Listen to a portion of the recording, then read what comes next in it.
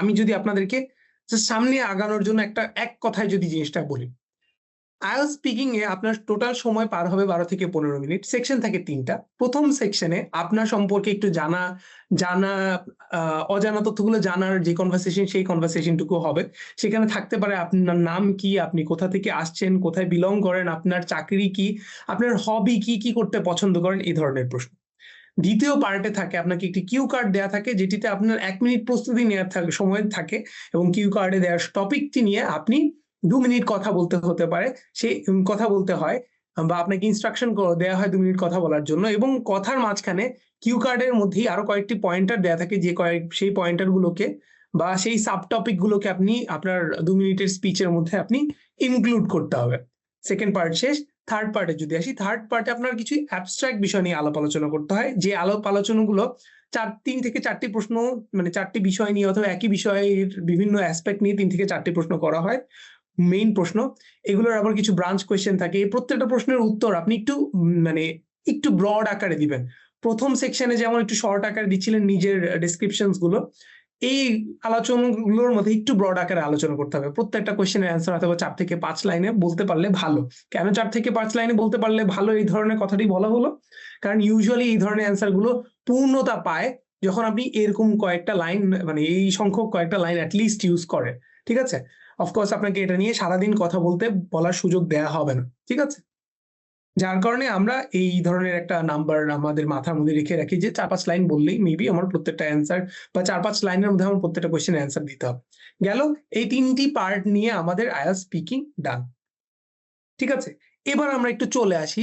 এটা একটু মাথার মধ্যে ধারণাটা রাখি। এরপরে আমরা যখন যাব আমরা তখন একটু বিশদে দেখব। ১ম এ চলে আসি IELTS স্পিকিং স্কোরের ক্যালকুলেটরের মধ্যে। যে স্পিকিংটাতে আসলে কি দেখে? এই প্রশ্নটা সবাই করে। IELTS স্পিকিং টেস্টে কিভাবে কি কথা বললে আমি ভালো করব। ঠিক আছে? এই জায়গাটাতে যদি চলে আসি, আমার দেখতে হবে আসলে এক্সামিনার আপনার কাছ থেকে কি আশা করছে? আমরা যদি দেখি এক্সামিনার আপনার কাছ থেকে আশা করছে আপনি ফ্লুয়েন্সি এবং কোহেরেন্ট কথাবার্তা বলবেন। ফ্লুয়েন্টলি কথা বলবেন এবং কোহেরেন্ট থাকবে আপনার কথা বলাগুলো। ফ্লুয়েন্সি মানে কি? ফ্লুয়েন্সি মানে হচ্ছে আপনি কতটা না আটকে কথা বলতে পারছেন। তাই না? আর কোহেরেন্স মানে কি? আপনি কথাগুলো কতটা রেলেভেন্ট, মানে কতটা সামঞ্জস্যপূর্ণ। আপনাকে যদি জিজ্ঞেস করে আপনার হবি কি? আর আপনি যদি বলেন যে আমি করতে কি বলে মানে কি হয়েছে, যেমন আর্টিফিশিয়াল ইন্টেলিজেন্স আসলে মানব সভ্যতার জন্য ভালো না। এই কথা বললে কি হবে? হবে না। আপনার যেই প্রশ্নটা করা হয়েছে সেটারই উত্তর আপনার দিতে হবে। এটাকেই বলে কোহেরেন্ট থাকা বা কোহেরেন্স। এই বিষয়টাকে বলে কোহেরেন্স। সো আপনাকে ফ্লুয়েন্সি এবং কোহেরেন্স এর উপর মার্ক করা হবে। আপনাকে লেক্সিক্যাল রিসোর্স এর উপর মার্ক করা হবে।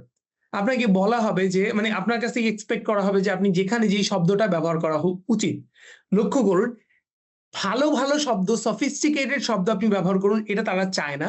তারা দেখতে চায় যেখানে যেই শব্দটা ইউজ করলে আপনি নিজের মনের ভাবটাকে বেস্ট ওয়েতে প্রকাশ করতে পারছেন, সেটাই যাতে ইউজ হয়। এবার একটা দারুণ sophisticated ওয়ার্ড এনে আপনি এমন জায়গায় বসালেন যেখানে কিনা এই ওয়ার্ডটা একদমই সামঞ্জস্যপূর্ণ না।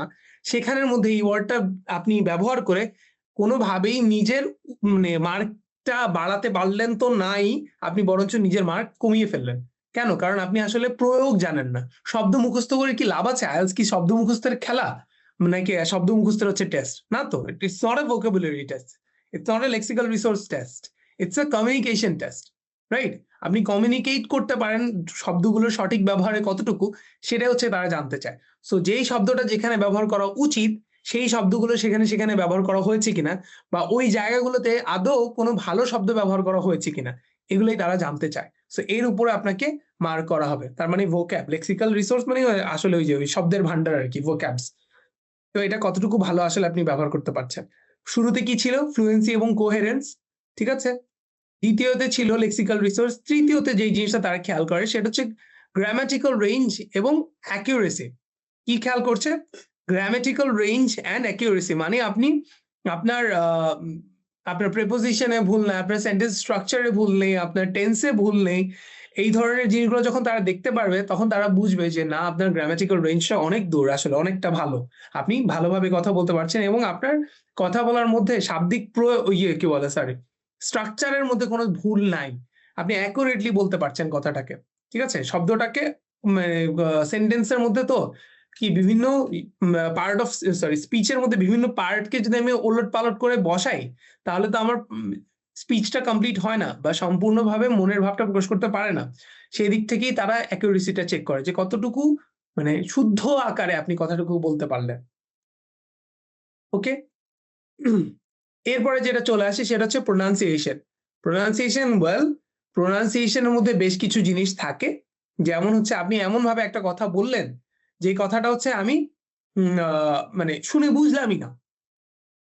এমন না যে আপনার অ্যাকসেন্ট হতে হবে ১০০, ঠিক আছে? না, ব্যাপারটা এমন না। আপনার কথা শুনে আমি বুঝলামই না আপনি কি বললেন আমাকে। তাহলে কি আপনার শব্দটা বলে কোনো লাভ হলো আসলে? বা কথাটা বলে কোনো লাভ হলো? হয়নি। ঠিক আছে? তার মানে আপনি কথাকে ফ্লুয়েন্টলি বলছেন, আপনি ভাবছেন। কিন্তু সেই কথাটা বোধগম্য হওয়াটাও জরুরি। দ্যাটস হোয়াই কথা শব্দের মানে শব্দগুলোর উচ্চারণটা খুব ইম্পোর্টেন্ট, যেটা কিনা আপনার বাক্য গঠন করে এবং সেই বাক্যটা শুনে আরেকজন মানুষ বুঝতে পারবে আপনি কি বোঝানোর চেষ্টা করছেন। ঠিক আছে?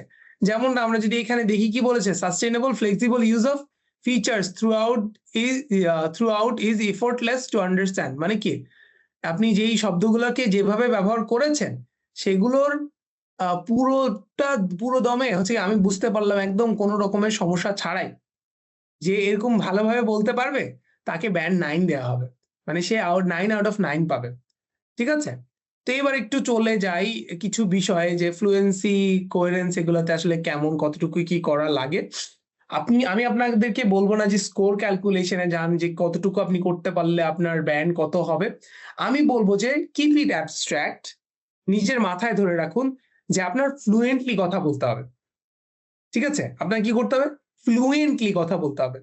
ফ্লুয়েন্টলি কথা না বলতে পারলে যে অপোজিটে আছে সে বিরক্ত হবে, অথবা সে কি? সে বোর হবে। আপনি একটা কথা বুঝানোর জন্য যদি অনেকগুলো কথা বলেন, সেই ক্ষেত্রে সে বিরক্ত বা বোর হয়ে আপনার উপর থেকে কনসেনট্রেশনটা চলে যাবে। ঠিক আছে? আপনি সেটা চান না। দ্যাটস হোয়াই আমাদের ফ্লুয়েন্সি মেইনটেইন করাটা খুবই ইম্পোর্টেন্ট, এবং অবশ্যই কোহেরেন্ট থাকতে হবে। কোহেরেন্ট থাকা মানে কি? কোহেরেন্ট থাকা মানে যেই উত্তরটা আপনার কাছ থেকে চাওয়া হয়েছে, সেই উত্তরটা আপনি দিবেন। এবং সেই উত্তরটা দিবেন যথেষ্ট গুছিয়ে, যেভাবে হচ্ছে আরেকজন মানুষ শুনতে চায়।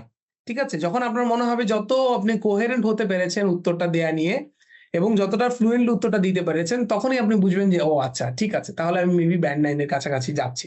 So that is the way to জাজ ইউরসেলফ ফর নাও।